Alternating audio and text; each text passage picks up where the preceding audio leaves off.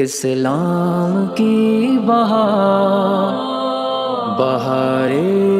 شریعت۔ السلام علیکم ناظرین اکرام، ہم آپ کا نعمان بن ثابت اکیڈمی میں استقبال کرتے ہیں۔ جیسا کہ ہم پچھلی ویڈیوز میں عقائد کا بیان پڑھ رہے تھے اور ابھی عقائد کا بیان اللہ کے بارے میں ہی پڑھ رہے ہیں، لیکن ابھی تو نبی اکرم صلی اللہ علیہ وسلم کے بھی عقائد ہیں، صحابہ اکرام کے بھی عقائد ہیں، اولیاء اللہ کے بھی عقائد ہیں، تو ابھی عقائد کا بیان بہت لمبا چلنے والا ہے۔ تو چلیے شروع کرتے ہیں کہ اس کی رحمت ہے کہ ایسے کام کا حکم نہیں فرماتا جو طاقت سے زیادہ ہو، طاقت سے باہر ہو،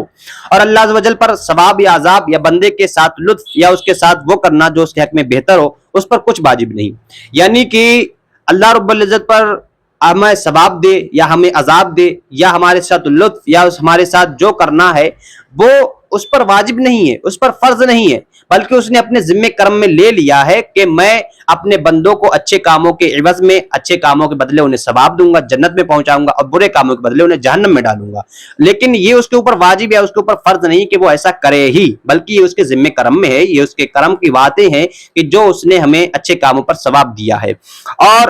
مالک علی الاطلاق ہے، جو چاہے کرے اور جو چاہے حکم دے۔ ہاں، اس نے اپنے کرم سے وعدہ فرما لیا،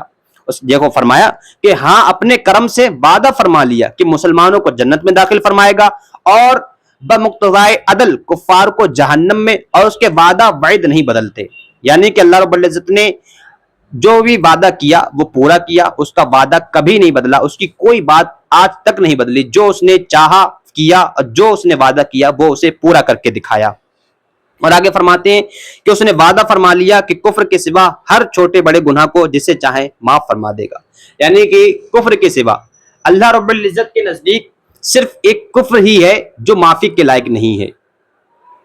یعنی کہ شرک ہے اور کفر ہے، یہ ایسے گناہ ہیں جن کی معافی نہیں ہے، جن کی معافی نہیں مل سکتی، بلکہ اس کے علاوہ جو بھی چھوٹے بڑے گناہ ہیں، کبیرہ گناہ ہیں، صغیرہ گناہ، ان پر اللہ چاہے تو ہمیں معاف فرما دے، چاہے تو ہماری گرفت فرما لے۔ ہم نے جھوٹ بولا، کبیرہ گناہ ہے، اب اللہ چاہے تو ہمارے اس جھوٹ کو، ہمارے اس گناہ کو معاف فرما دے، چاہے تو ہمارے اس گناہ کو معاف فرما کر کے ہمیں جنت میں داخل کر دے، چاہے تو ہمیں اسی صرف ایک گناہ کی وجہ سے ہماری گرفت کر کے ہمیں جہنم میں بھیج دے۔ اللہ تعالیٰ اس پر قدرت رکھتا ہے، اس پر قادر ہے۔ اور آگے فرماتے ہیں اس کے ہر فعل میں کثیر حکمتیں ہیں، یعنی کہ اللہ رب العزت نے ہمارے اوپر اگر کوئی مصیبت بھیجی تو اس میں کئی حکمتیں ہوں گی۔ ایسا نہیں ہے کہ اللہ رب العزت نے خالی تمہیں نقصان پہنچانے کے لیے مصیبت بھیجی، نہیں، بالکل نہیں، بلکہ اس میں کوئی نہ کوئی حکمت ضرور پوشیدہ ہوگی،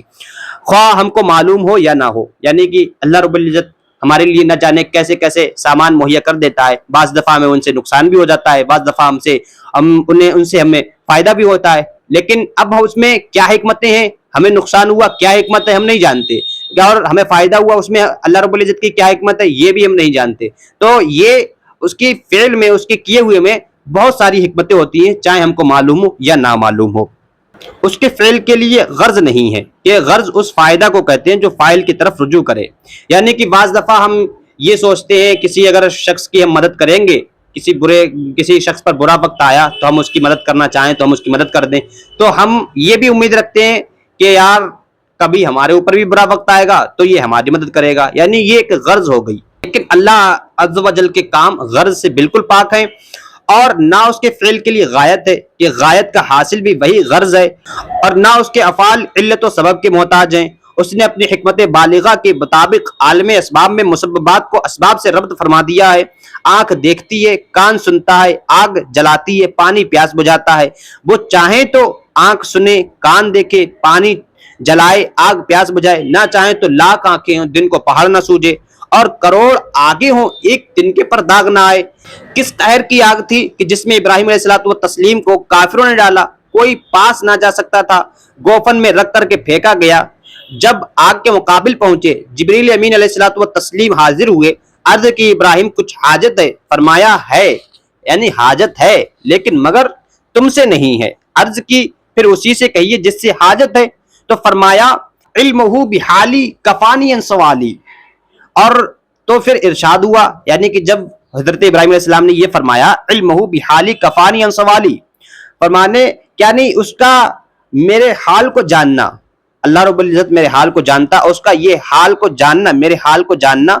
مجھے کفایت کرتا ہے، میرے لیے یہی کافی ہے کہ میرے سوال کرنے سے، یعنی اللہ رب العزت میرے حال کو جانتا ہے تو میرے سوال کرنے سے زیادہ میرے لیے یہی کفایت کرتا ہے، میرے لیے یہی کافی ہے کہ وہ میرے حال کو جانتا ہے۔ تو اللہ رب العزت کا ارشاد ہوا، اللہ رب العزت فرماتا ہے یا نار کونی بردوں و سلام علی ابراہیم، اے آگ ٹھنڈی اور سلامتی ہو جا ابراہیم پر۔ جب اس ارشاد کو اللہ رب العزت نے فرمایا تو پھر اس ارشاد کو سن کر روئے زمین پر جتنی آگیں تھیں، پوری دنیا میں جس ممالک میں بھی یہ آگ جل رہی تھی، جہاں جس جگہ پر بھی آگ جل رہی تھی، وہ ساری آگیں سب ٹھنڈی ہو گئیں کہ شاید مجھے سے فرمایا جاتا ہو، یعنی کہ آگ نے یہ سوچا کہ شاید کہ مجھ سے فرمایا جاتا ہو، یعنی کہ جیسے ہندوستان میں کہیں آگ جل رہی تھی تو اس نے سوچا کہ مجھ سے کہیں اللہ رب العزت نے فرمایا کہ آگ ٹھنڈی ہو جا، کہیں ایران، عراق، سعودی عرب وغیرہ، دبئی وغیرہ جتنے بھی اس وقت ممالک تھے، ان میں جہاں جہاں بھی آگ جل رہی تھی تو ہر آگ نے یہ سوچا کہ ہو سکتا ہے اللہ رب العزت نے مجھ سے فرمایا ہو کہ آگ ٹھنڈی ہو جا، تو ہر آگ ٹھنڈی پڑ گئی تھی۔ اور یہ تو ایسی ٹھنڈی ہوئی کہ علماء فرماتے ہیں اگر اس کے ساتھ سلامن کا لفظ نہ فرمایا جاتا